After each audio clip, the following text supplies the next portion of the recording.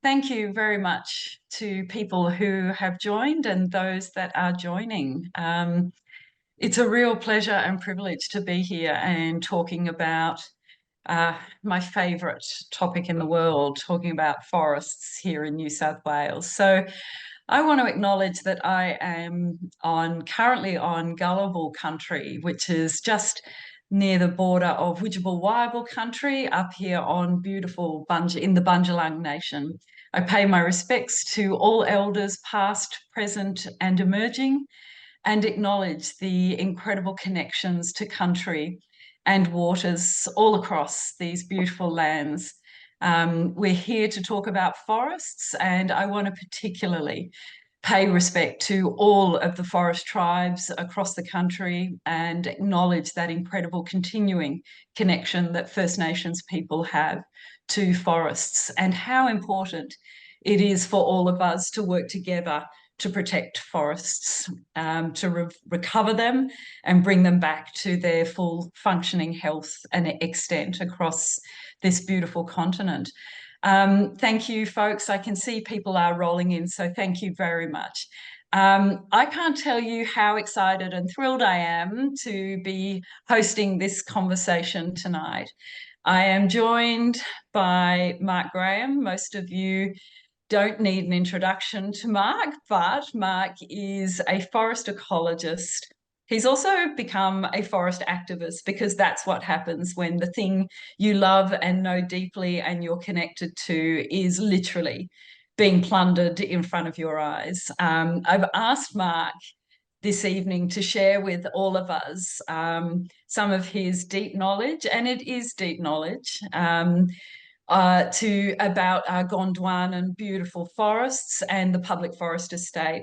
I've asked Mark also, and you'll hear from him, he will share what is happening within the Great Koala National Park that we don't yet have, that the current New South Wales government did promise and has literally betrayed us and let us down. We don't have it, but Mark will talk to you about what is happening on the front lines of those beautiful forests that one day will make up the Great Koala National Park. We're also joined by incredible Scott Sooty Daines here. Sooty is an incredible forest activist who has been at it a long time.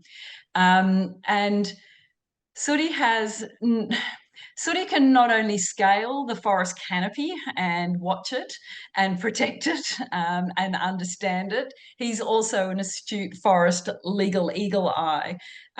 He's actually incredible at chasing the Forest Corporation and the industry and finding all of their non-compliance across the state. He's found himself, as you would imagine, in our courts at the moment. He's become a forest interest litigant.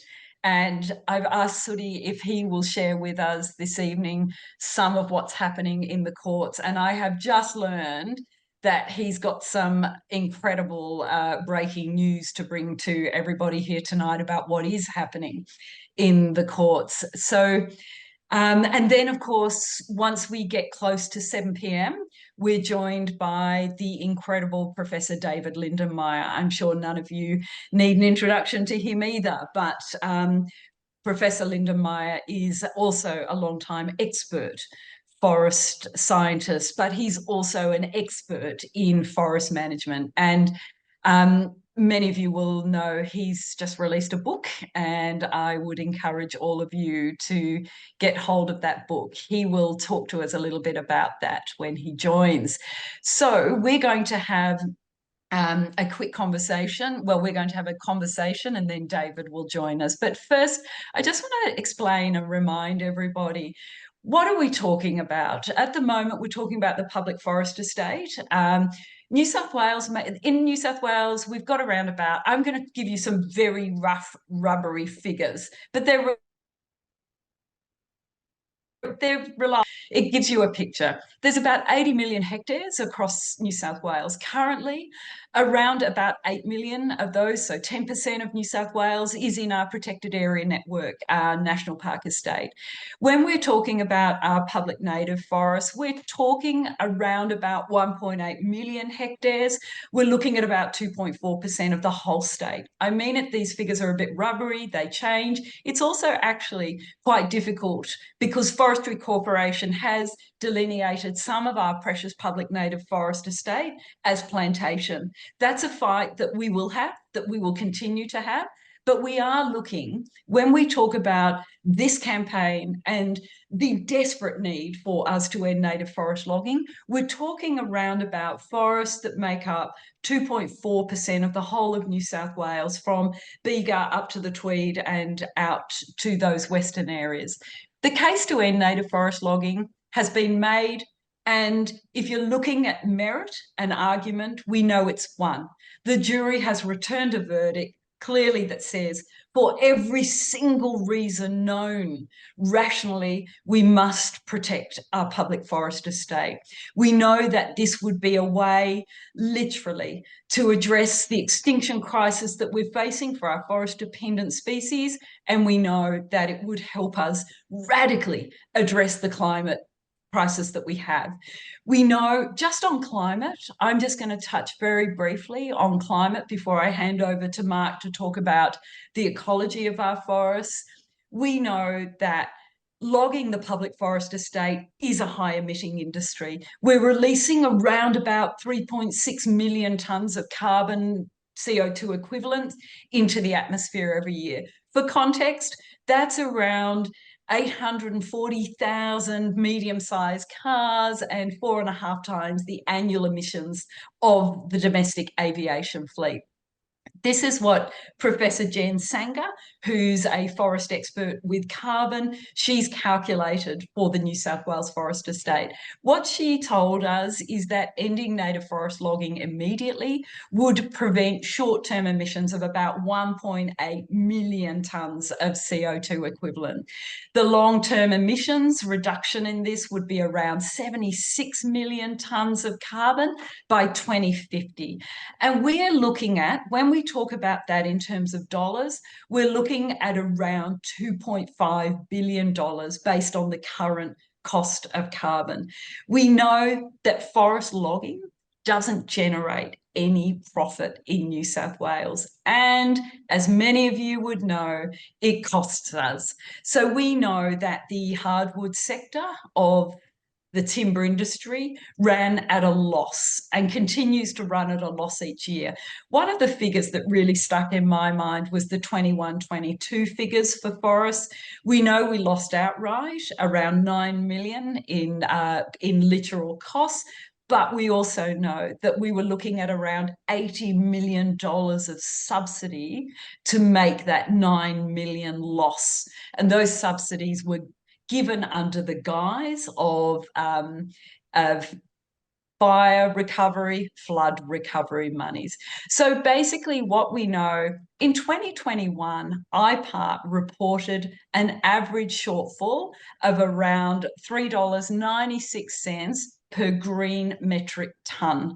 So it doesn't matter which institution or how conservative that institution has been, the finance and economic institutions, every single one of them reports quite drastic loss and cost to all of us to log our forests. So you know all of this.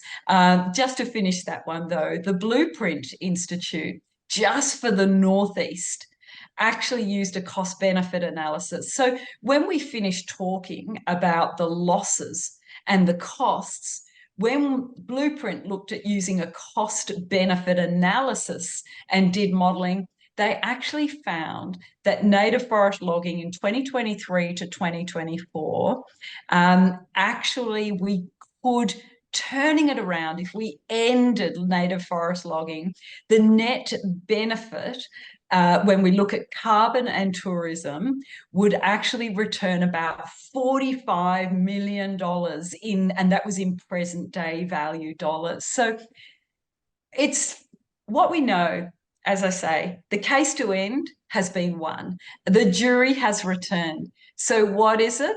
We know It's the politics that is failing us.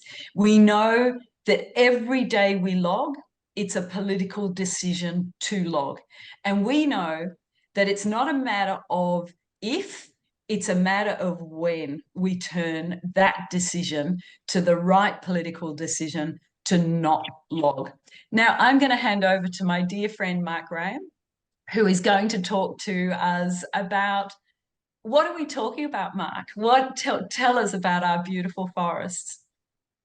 Thanks so much, Sue. Lovely to be here to join you all. Coming from Gumbaynggirr country on the north coast, pretty much in the centre and entirely contained within the Great Koala National Park.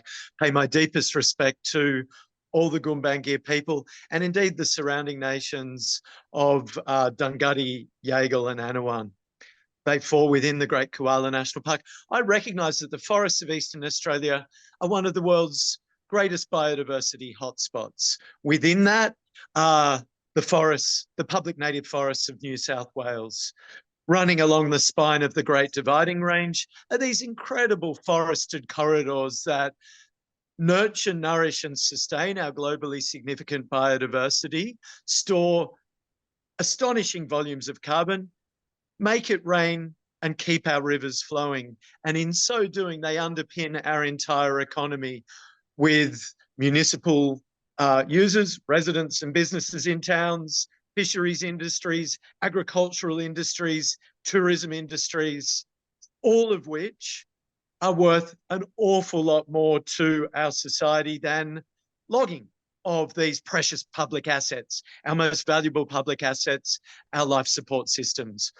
Within the forests here on the North Coast are literally some of the most ancient assemblages on Earth, with lineages extending back tens of millions of years into Gondwana, the southern supercontinent.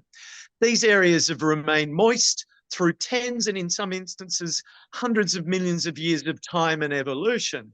And we've got some of the most primitive and ancient flowering plants and songbirds within the forests of northern New South Wales.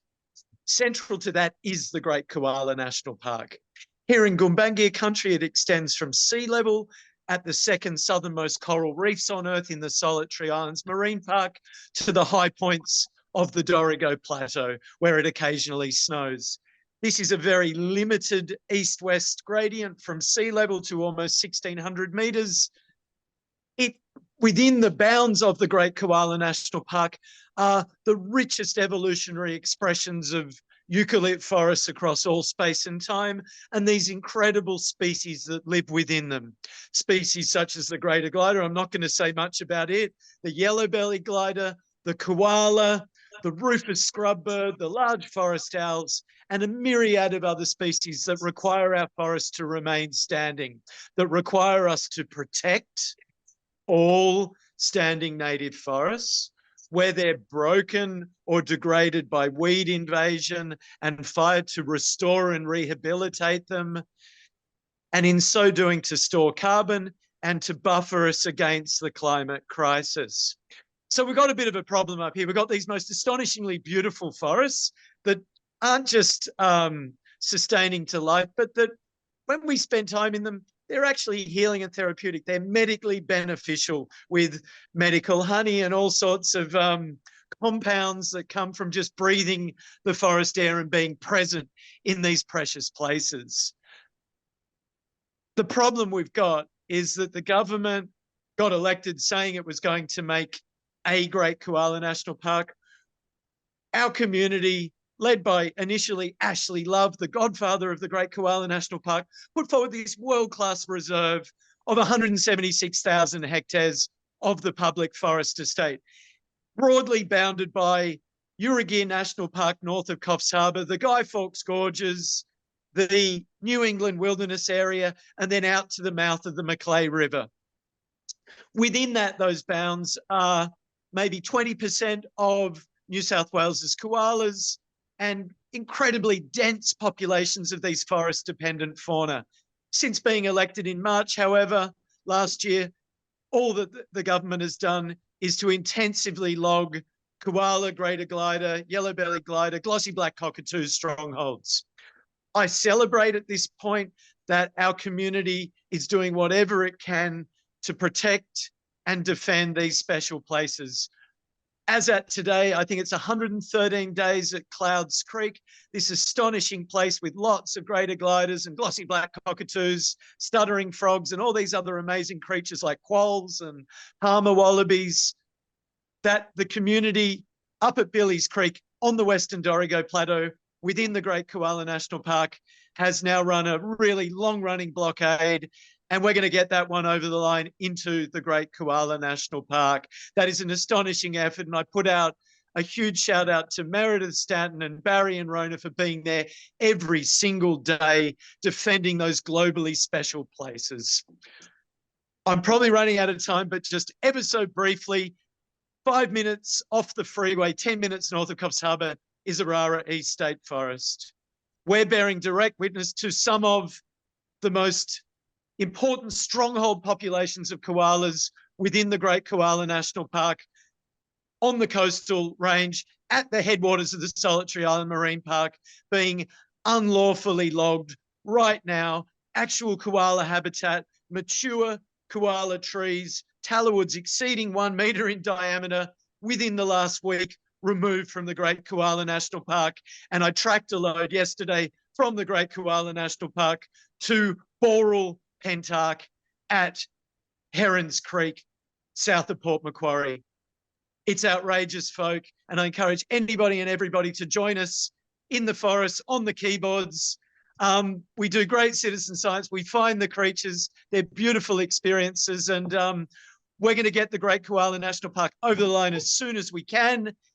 And that is literally the spearhead for ending native forest logging, because once this major reserve, the Great Koala National Park, 176,000 hectares it takes significant forests out of destruction and into protection, recovery, and expansion to keep our rivers flowing, to draw down carbon, to stabilize our climate, and to give everybody on the North Coast safer living parameters into the future that will underpin our economy and literally deliver us the best and most lasting social, economic, and environmental outcomes.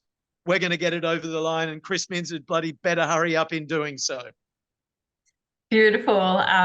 Yeah, them's the fighting words. And I think that's a really, really important point in terms of the campaign. And it's really important that people understand that element of the campaign. We know and we are certain that the Great Koala National Park, and once that is delivered and delineated, will really, really hit the very guts of what is left of the timber industry in terms of the public forest estate. We know that our precious south forests have been so very damaged through the fires. I can recall the moment I was standing in forest right down on the far south coast, and literally my heart was broken, and I was in it was a moment of radical realization just how damaged some of our precious public forests really are. I had never witnessed anything like what I saw in the southeast, and so we know that we literally are at that point where we need to protect all of the most precious parts that we have. But in doing so, when the industry comes to that cliff and falls off, which it's literally on the precipice of now, we know that we pick up those damaged forests with that. And then we work on the recovery and the healing of those forest areas, because that's the only choice we have for those forests. So it is very important to realise that part of one of the biggest elements of the battle at the moment, obviously not taking away every single forest frontline is fundamental right now, but the Great Koala National Park is where the timber industry is very much trying to hold on for for the last days. Sooty, I'd love to hand over and hear from you at the moment. What's going on in terms of the Forestry Corporation? Yeah, thanks, Sue, and hi everyone. And I'll just quickly acknowledge tonight I'm actually on Biripi country, but I'm usually from Gange country down on the south coast. We've got a very special mate's 50th birthday coming up, so yeah, we're up here. In fact, I'm from Southeast Forest Rescue, and the 50th birthday is our vice president's birthday, so yeah, it's going to be a great weekend.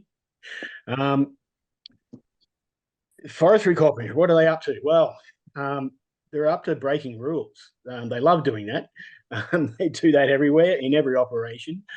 I suppose before I go into that, I also have to acknowledge that even if they didn't break the rules, even if they follow the rules 100%, the rules aren't good enough anyway. Like the destruction is still not worth it, and it's got to be stopped. So, while I am sort of taking the task over that, you do have to remember that native forest logging needs to end. Full stop.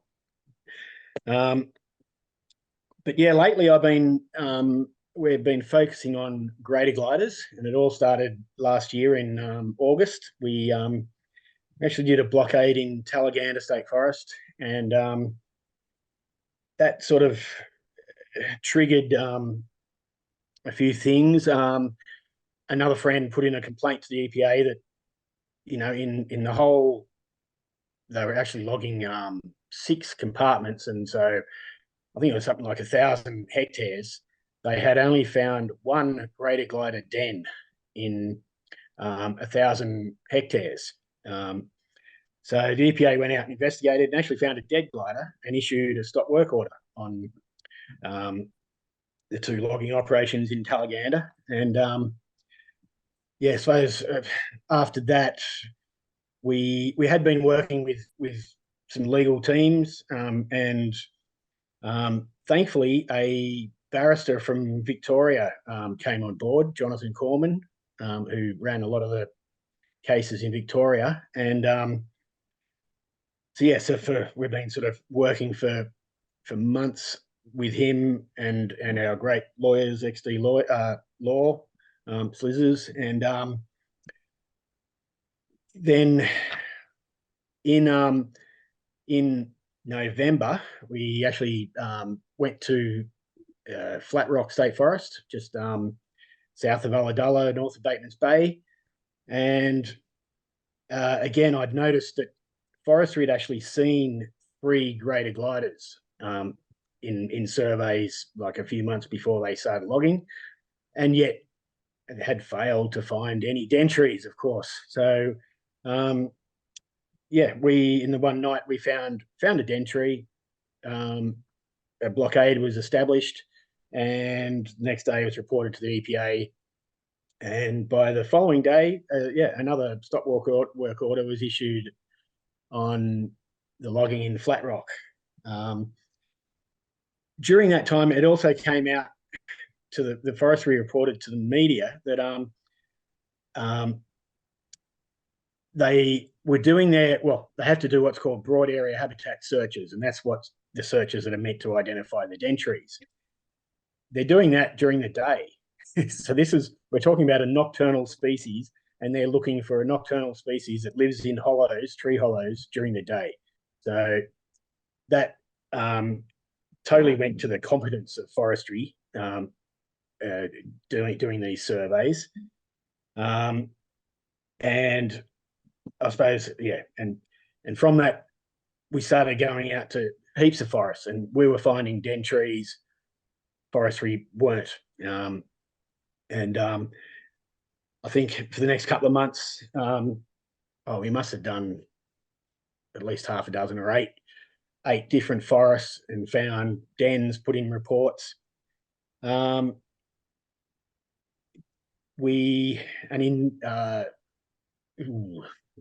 to think now. In January, yes, we finally lodged in the Land and Environment Court, specifically on forestry's failure to adequately search for and protect the greater glider dentries, so their failure of the broad area habitat searches.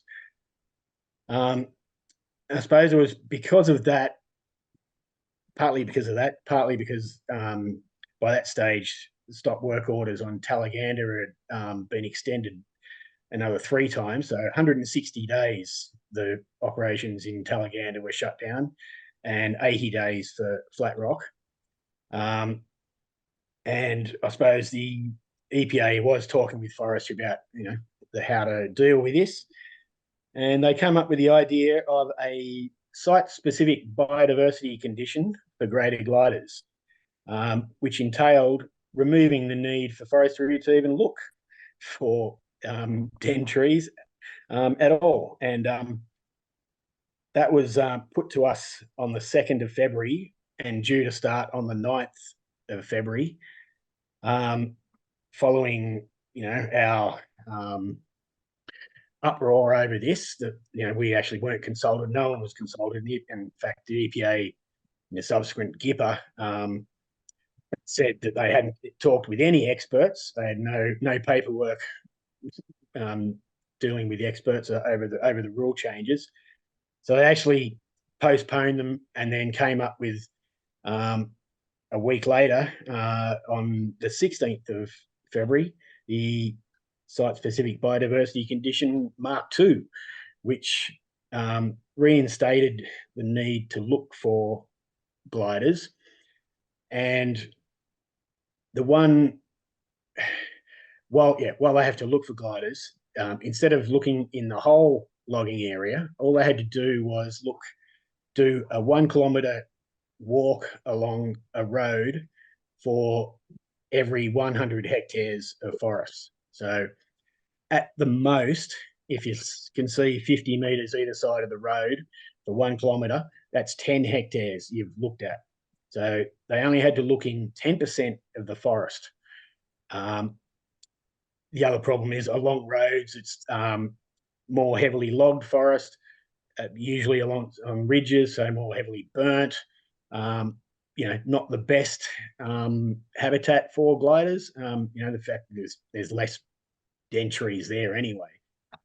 One of the few clauses that gave those surveys any credibility was the need to start the transect within an hour of sunset, which is when the gliders are emerging from their hollows to go about feeding for the night. In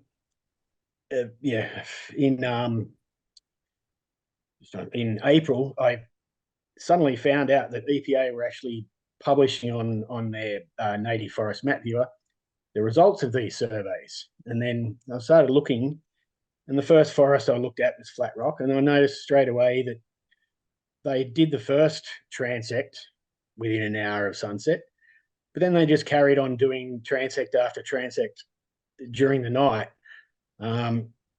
And of course, they, weren't finding dentries. And after looking, at, I think we ended up with about 16 different areas where they'd done these surveys. We found that they had, the first breach we put in 188 non-compliant transects against 55 that were compliant. The 11 dentries they'd found were all found in those transects that started within 1 hour of sunset, and they didn't find any dentries on any other transects. So this was a definite breach, black and white breach of the law. And EPA said they're investigating. A couple of weeks later, they still hadn't come up with anything. We put in another breach because it was now up to 288 non-compliant transects. And I think they got up to 75 compliant transects. So what did the EPA do? They, of course, when you busted for breaking the law, what do? You just change the law. So they brought in a site-specific biodiversity condition version 3, which tries to say that what they were doing is what the EPA originally intended, which it definitely wasn't. And as I said, they're not going to, prosecute forestry for it.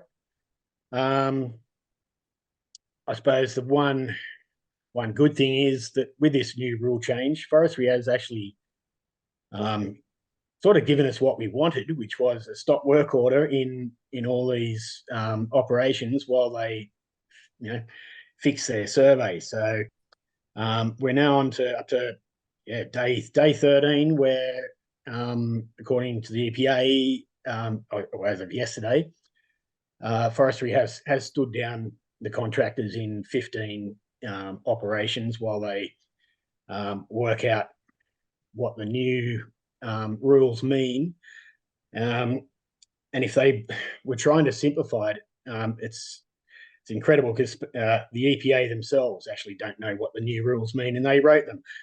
It's back with their legal department as to how they deal with the transition period. So yeah, it's you couldn't write this stuff, It's highly a comedy could be made out of it for sure. I suppose during this time, well, actually a couple of weeks ago now, well, back in April, we had our, actually, I didn't even tell you about the court case. So yes, we had in the Land Environment Court, while all this was going on, the judge dismissed our cases as she felt we didn't have the standing to bring the case. So we actually appealed, went to the Court of Appeal, and challenged that. And a couple of weeks ago, we actually won our appeal. And not only, and forestry also put in a what's called a point of contention, saying, because the original judge in the Land Environment Court actually did find that a group or an individual or a group that does have a sufficient special interest can bring case against forestry. There's a couple of clauses in the Forestry Act that forestry believe excludes all third parties from taking action, and only the EPA can do that. So for our appeal, forestry said that the original judge also got that wrong. And now what's happened, Sooty? Well, just today, literally about an hour ago, we got a letter from the Forestry Corporation's solicitors saying they are going to the High Court. They've sent their application for special leave to appeal to the High Court, saying that not only did the Land Environment Court judge get it wrong, but the three judges in the Court of Appeal also got it wrong, and that section 69 ZA of the Forestry Act, and there's a couple of clauses in the Biodiversity Conservation Act also rule out third parties from taking forestry to task. So there we go. We've got so I'm just going to note now, David Lindenmayer has joined us. It's wonderful to see you there, David, in your room full of many millions of books there. Thank you for joining us. I know that you've been in a meeting, but thank you for joining us. We've just been hearing, so we've heard from Mark about some of the incredible characteristics and aspects of our beautiful forests, tall Gondwanan forests, and why we need to protect them, and the fact that here in New South Wales, we're logging the guts out of the so-called Great Koala National Park. And Sooty's just been telling us about that legal front line and the incredible work that has been happening through this commitment of chasing Forestry Corporation, watching the breaches of these greater glider protection rules, realising that Forestry Corporation's not playing by the rules, EPA changing the rules, Sooty and Southeast Forest Rescue fighting in the Land and Environment Court, winning in the Court of Appeal, and now, literally today, Forestry Corporation serving a notice saying they're going to the big guns in the High Court seeking special leave. I think this is I'm going to throw to you, David, for a couple of points. But firstly, I just want to point out, I feel this is what it looks like when you really are starting to win the war, when the battles get as bloody as they possibly can and the weapons get the biggest they can. I know this is what it looks like. I've been a public interest environmental litigant for decades, and this is kind of what it looks like. So, David, welcome. Thank you so much for joining us. Thank you. Thank you. Yeah, no, it's I've just spent the last 5 or 6 days in Tasmania, and it's really quite extraordinary to look at just the sheer numbers. You know, Tasmania is kind of the epicenter of native forest logging in Australia now, even though there's a lot of logging happening in New South Wales. But the industry is now employing only 290 people in direct jobs in the whole state. It's just extraordinary. So they keep losing substantial amounts of money. There's no doubt about that. But the industry there is also the highest greenhouse gas emitter of any of the other sectors in the state. And you know, the situation is pretty similar in virtually every state. It makes the industry loses so much money and employs so few people, and it has such enormous impacts. And so, you know, I've been on 2 Zoom meetings today. The first one shows that the areas of highest conservation value in New South Wales, Victoria and Tasmania have been or are being presently logged. So that's actually really important to understand, that there's a major spatial conflict between where logging's taking place and the importance of those areas for biodiversity. So that's threatened biodiversity, including species of national environmental significance. The second thing that's really important is that native forests that are logged in Australia burn at 4 times the rate that our plantations do. So that work isn't published yet, but it's pretty close. So it's you know, it just means that the industry is just completely unsustainable with how much fire's taking place. And it's partly because logging makes forests more fire prone. And so, yeah, I think it's terrific to see so many people recognizing that this just has to change. And it might be that we have to go through quite a few court cases to do that. But eventually, hopefully, rational outcomes will come from this, because the industry no longer is rational. It doesn't employ anybody. It doesn't make any money. It has big impacts on greenhouse gases, big impacts on fire, big impacts on biodiversity. I can leave it there. Thanks, David. I was also hoping that you might just tell us about the forest wars. I literally just read a review. I've read the book. Thank you. Somebody wonderful purchased a bunch of your books and dropped them into every single MP's office in the New South Wales Parliament. I was literally fortunate to grab one and I couldn't put it down. I have read it. Thank you. Even for somebody like me who knows every single myth that there is about the forest industry and every single reason why we should be protecting the forest, I literally couldn't put it down. So thank you. But I know you have done it through this fantastic lens, these 37 myths. And it was Kurt Johnson who just did a review in the Sydney Morning Herald, for anyone that hasn't read it. And I loved the way he introduced it, actually. I'm not sure if you've seen it, but he said, it was once possible to walk the 1,500 kilometres from Melbourne to Brisbane enclosed in native forests. Today, Australian forests have been pushed to the margins, surviving as scattered islands, logged around and through. In most states, this continues, enabled by expedient myths about forest resilience and replaceability that have become entrenched in popular wisdom.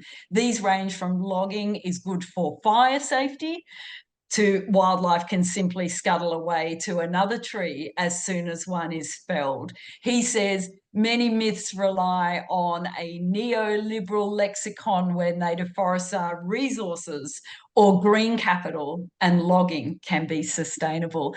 I mean, seriously, his review, obviously you inspired and motivated and imparted that review, and it was just so succinct. So you've done an incredible task. Tell us a little bit, what made you do it and what made you do it now and the way you did it? Well, a couple of things. First of all, that Julie Taylor Mills and Mark Mills actually paid to have a copy of the book sent to every politician in every parliament in Australia. Now, I have to say that there's been a few quite radical pro-forestry politicians that actually sent the book back. Great. There's about 3 or 4 of them. But the reason I wrote the book was for twofold. First one was that I'm just sick of hearing all the myths continuing to be perpetrated. It's just nauseating to go to a Senate committee, sit in front of a Senate committee and hear the same old things just carted out all the time. You know, the native forest logging industry puts bread on the table for tens of thousands of Australian families. Well, for God's sake, when you do the numbers, you know, Tasmania, 885, but only 290 are actually in the native forest logging industry. You know, southern New South Wales from Sydney to Eden, it's between 280 to 300. Victoria, the total state was 535 at the time that the industry closed. It's just crazy. Every single myth gets carted out. You know, I'm crying a river now for all the orangutans that are going to die in Borneo because we can't log our own native forests. Like, give me a break. So I needed to write that side of it. And Julie's partner, Mark Mills, actually read the book while we're on holidays and gave me fantastic feedback. So I'm really hugely indebted to Mark and Julie. But at the same time, I felt like there was such a better trajectory on where we go to with this. And so the last couple of chapters are really about how much better we can do if we get out of native forest logging. You know, we'll actually employ more people in the plantation sector. And in Australia, the plantation sector is the sector that's burning the least relative to native forests. It's actually a 4-fold difference in burning frequency. It's really quite profound. So, but then also the opportunities for other kinds of work to be taking place in forests on country for First Nations people. It's, you know, we can, if we stop land clearing and native forest logging, we will well and truly meet our 2030 greenhouse gas emissions reduction targets. Well and truly meet them. In fact, far exceed them. We've just been working on some stuff on that today. So I hear people talking about nuclear power plants and how we're not going to reach our targets. You know, two pretty simple steps and we'll get there very straightforwardly.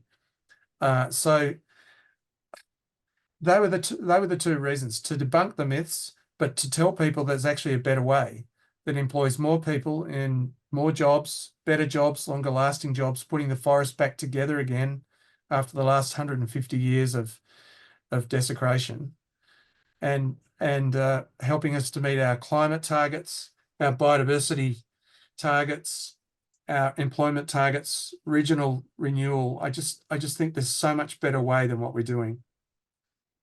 It's financially better as well as environmentally better and socially better. The industry doesn't have any social license, even in Tasmania. Now, the vast majority of Tasmanians want this over. And you can see why. And I know that it's the same in New South Wales. It was the same in Victoria. It's, you know, we need to think about some other levers that we can pull to get us over the line in this space. Absolutely. Thanks, David. It is quite incredible. I know that we are constantly looking for different levers. We are we're stabbing in the dark for different levers, but what we know we must do in the interim, as we're looking for new levers, is grab hold of the ones that we know exist and pull them as hard and as rapidly as we possibly can. It is about we know what has protected forests in the past. It is people power. It is speaking the truth to power. It is the science.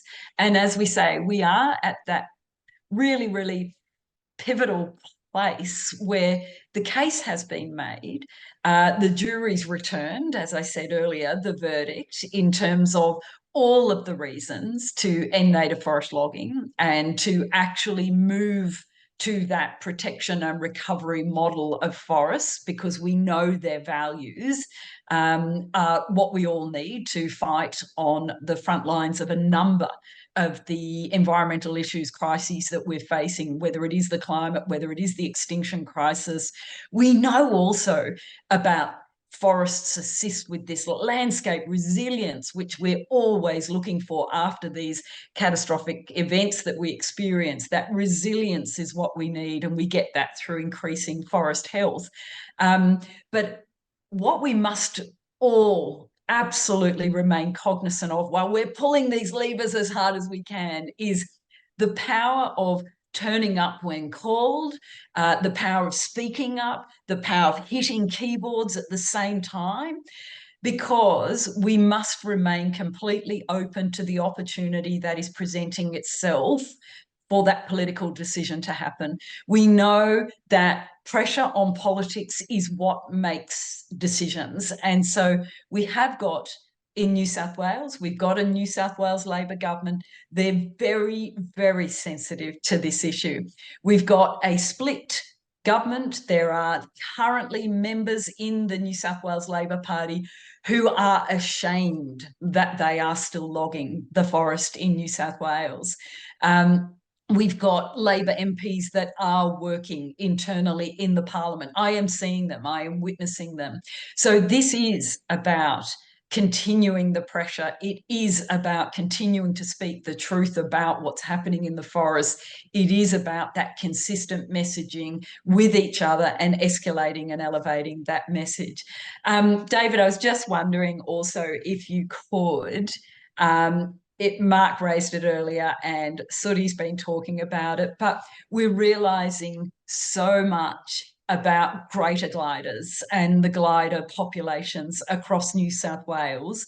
We're realising, obviously they have been uplisted, as we refer to it, to endangered. I call it downlisting down the slippery, dark, dire, awful slope of trajectory towards extinction. But greater gliders, it's hard to find a more beautiful, wild, unique, incredible creature. Not that I'm a creature snob, they're all beautiful, obviously, but greater gliders, we all know there's something insanely special about them. And yeah, we're realising that our forests are the place where these creatures survive. They are literally some of the strongholds. We're realising after the fires that we've lost some populations, but we've held on to some populations. I would love to hear from you a little bit about our gliders, if you could.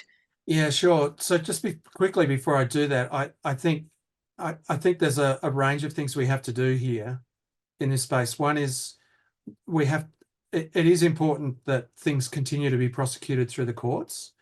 It is important for people to engage in our democracy and to lobby politicians. I also think it's really important to produce a vision, a better vision. So we can move away from this always opposing things to this is the better vision that creates more jobs, creates opportunities for people, those kinds of things. And that's something that the conservation movement in the past hasn't been as good at as it might be. So the opportunities around the Great Koala National Park and others. So I think that's very important. I also think that it's critical for people to be aware that parts of the forest industry are looking to exploit First Nations corporations. It's crucial to understand what's happening in this space, because that's that is a very sinister side of what's happening at the moment, with foresters parasitising some of these corporations, telling them that they have to thin forests and create forests the same way as they were at the time of British invasion, which is largely a myth. And I do talk about that in the book. So if we circle back to greater gliders are really in a lot of trouble just about everywhere we're working. We've seen the greater glider go extinct at Buddery National Park. So we see the greater glider is what we call a sentinel species. It's sensitive to land clearing.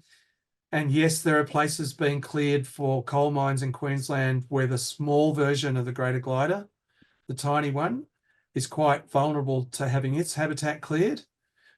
It's sensitive to climate change because it's very heat sensitive. It's sensitive to logging. So animals basically die on site when the forest is logged. There's also an interaction between logging and climate change, and that is that when you log a forest, it becomes hotter and drier and more variable in its microclimate. And so greater gliders are very sensitive to this because they're quite sensitive to overnight temperatures in particular. Now, there's another effect on greater gliders that many people probably won't be aware of, and that is that when we do intensive logging, particularly in the southern part of the state, it's changing the composition of the forest. And so logging is selecting for tree species like silvertop ash, which greater gliders can't survive on, and nor can koalas. And so vast areas of the Eden woodchip concession area and parts of northeastern Victoria, but elsewhere in southern New South Wales, the composition of the forest is changing in a way which means that gliders and koalas can't survive. They're essentially deserts for those animals, even though there's tree cover. So these animals are losing their big trees that they need to nest in and den in, but they're losing their feed trees as well. And that means that what we call a nutrient landscape is completely altered by logging operations. And then as the forest is regrowing, silvertop ash is very, very flammable. The forest is likely to reburn.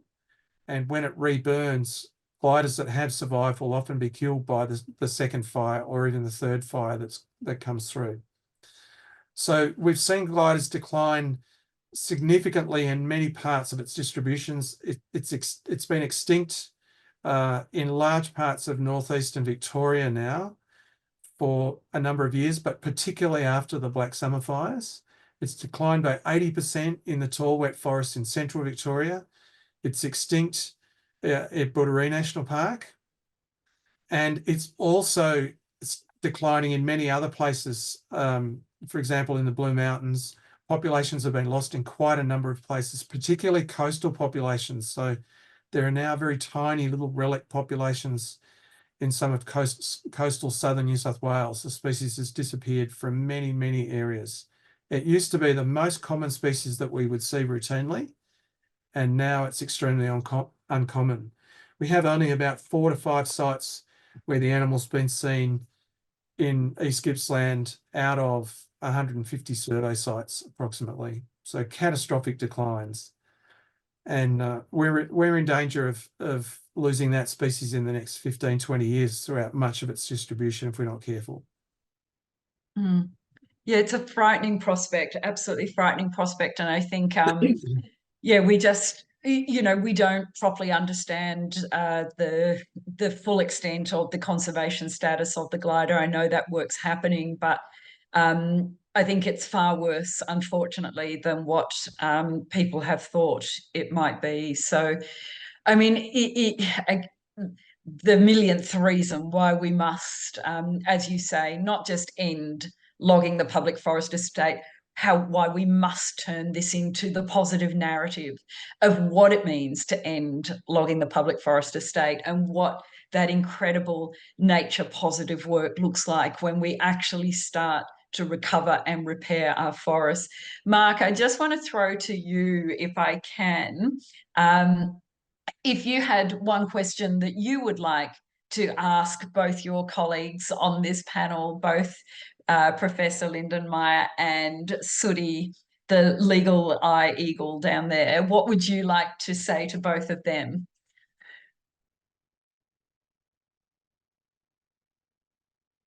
Take off mute there, Mark. Pull off the mute.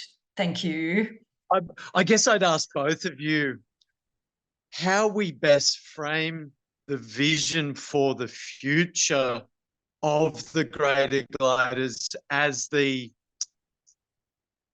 carrier, the magic carpet that carries us to viability for the forests of Eastern Australia.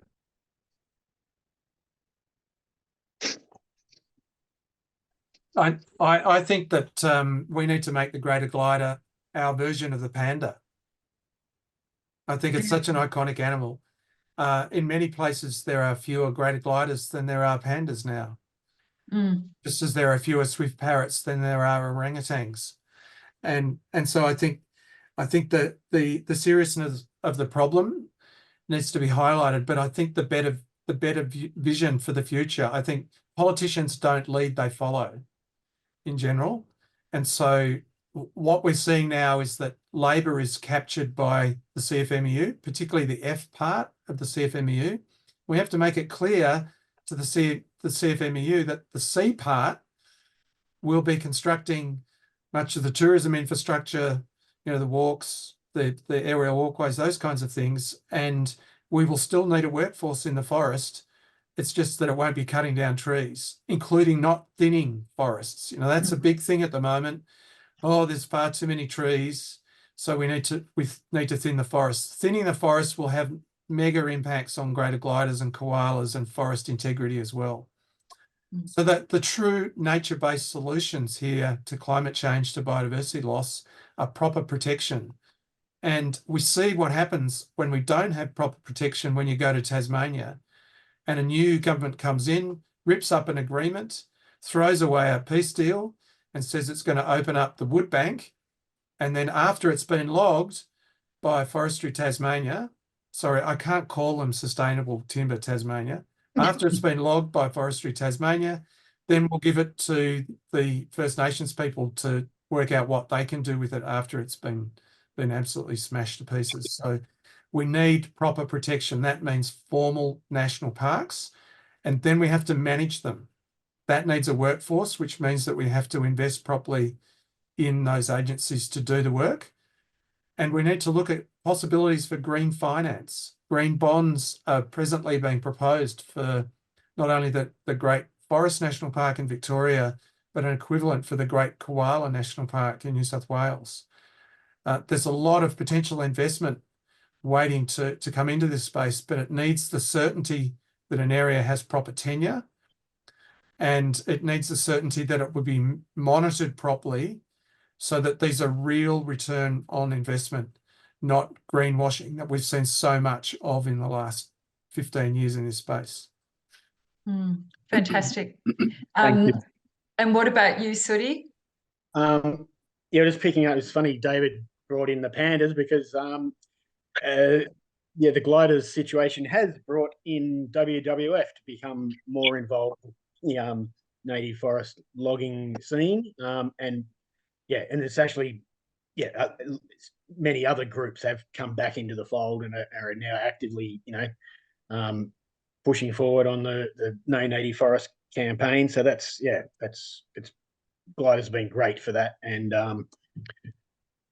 also just something David was talking about. If anyone's gets a chance and you're driving south on the Princess Highway, south of Eden, you will see that the forests have basically just been turned into pure silvertop ash. It's just amazing and extremely burnt in 2019. The fire raced from across the border and almost to Eden overnight. And it was already, suffering from 50 years of intensive wood chipping.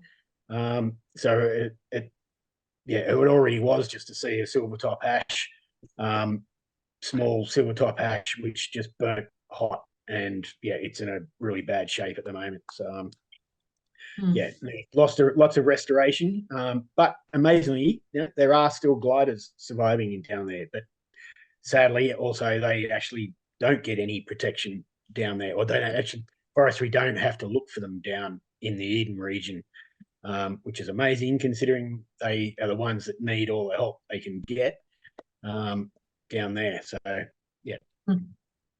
Thank you. I know that we're coming to the end. We've got about a minute to go. And it's one of those things, isn't it? When you get these incredible people in a webinar like you three, it's very hard to let you go. I feel like saying you're not allowed to leave. We've had so many incredible questions, and I know I haven't got through all of them. I've been typing away busily. But one thing I would say is, you know, it is absolutely fundamental, folks, all of us. It's going to take all of us, and it takes all of us to support each other, to show up, to keep doing all the things that we are doing, plus that bit more. I think that we are in earnest. I can say that we are absolutely the closest we've ever been to ending logging, the public forest estate in New South Wales. The opportunity is going to arise. We may not know where it is. This is why we must remain absolutely cognizant of the possibility, whether it's tomorrow, the next day. Decisions, politics is a fickle place, and I know this more than I've ever known it, because I'm now in Macquarie Street and I've seen the politics of the absurd. I've seen the politics of the possible. I've seen the politics of the corrupt. I've seen all the politics. And I know I am going to see the politics of winning the public forest estate, because I know it's the right thing to do, and we are getting closer and closer. Every time, I've just put in the chat, please use tonight, send an email to the Premier and the Minister. You can literally log on through my website. We must maintain that direct connection. Chris Minns needs to hear from you regularly that this is what you want his government to do, and that if he doesn't do it, it is political failure, and we know this. So I just want to say to all of you, thank you so much for turning up. Never underestimate the power of turning up together. Professor Lindenmayer, thank you so much for taking the time to join us. I just urge everyone, please grab a copy of David's book.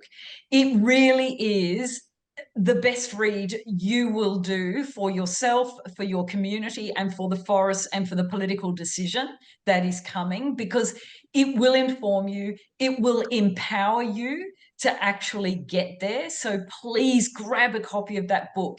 It is the best read you will read. Mark Graham, thank you so much for everything you do around the clock. We will get that Great Koala National Park, but we also know that every single tree right now is essential, and the government is failing us. Never in New South Wales politics have we been promised a national park and it's been continued to be logged the way this one has. So it is a betrayal. We must continue to speak truth to that. And Sooty, I cannot believe that you're off to the High Court. Well, you're fighting not going to the High Court, but this is what litigation looks like, Sooty. You've got to be careful what you embark on. But as David said, it is the court cases. The court cases are fundamental. And I'd ask anybody online, please remember to follow these cases, support them. They do cost money. Any donations that anybody can make, we are literally holding the front line in the courts. And this is a very important institution to fight for this kind of justice. Folks, the end is in sight. The good work is ahead of us. So please all stay connected, stay in touch. And hey, remember the most important thing, get out to the forest, get out there, breathe it in, have a look, and remember what it is we're doing and why we're doing it. All right, so it's a good night for all for now until we meet again. Thank you so much, folks. See you in the forest. See you in the forest, folks. Thank you, Sue. Thank you. Good night.